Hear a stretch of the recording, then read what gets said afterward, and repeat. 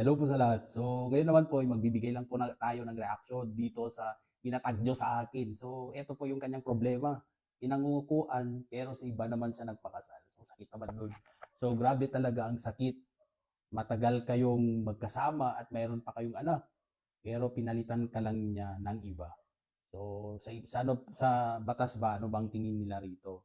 Okay, so ang explanation po natin dyan is simply dito sa decision ng kaso ng Wasmer versus Beles. So, sabi ng korte, mere breach of promise to marry is not an actionable wrong.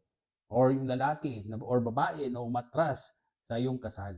So, sa batas natin dito sa Pilipinas, generally, tama na ang pangakong kasal na hindi natuloy ay hindi automatic na actionable. Ibig sabihin, hindi ka basta makapag-dedemanda dahil lang umatras ang isang tao sa kasal. Pero may importanteng exception. So ang legal basis dito ay mula sa breach of promise to marry doctrine at ang mga kaso ng Supreme Court natin. So ang general rule, gaya ng sinabi ko kanina, a mere breach of promise to marry is not actionable. So hindi pwedeng pilitin ang isang tao na magpakasal at kadalasan walang damages solely dahil umatras siya. Pero pwedeng magkaroon ng liability kapag may fraud o panlilinlang, may abuse, may humiliation o bad faith, ginamit ang promise to marry para makakuha ng sex, para pera or advantage, may independent wrongful act.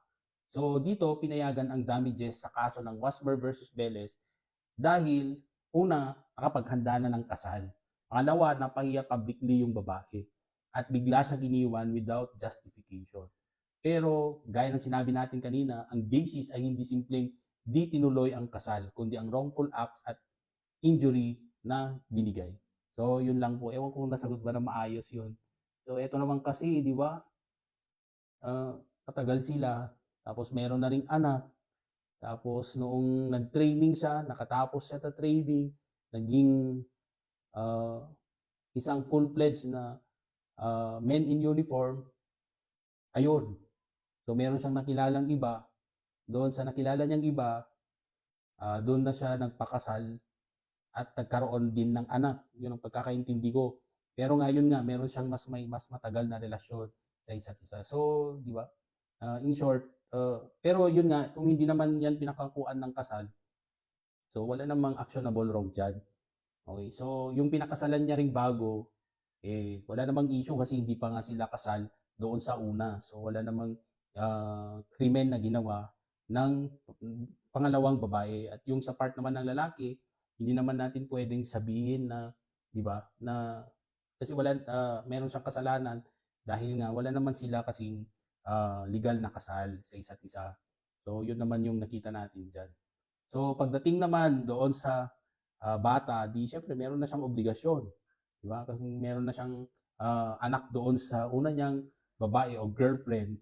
So meron siyang obligasyon doon. So obligasyon niyang magbigay ng suporta. So yun lang nakita natin.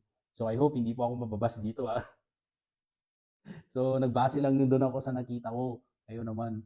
So I hope maliwanag po sa inyo. So Attorney Kid Castro po panatag ng loob ng taong may alam. Hanggang sa muli.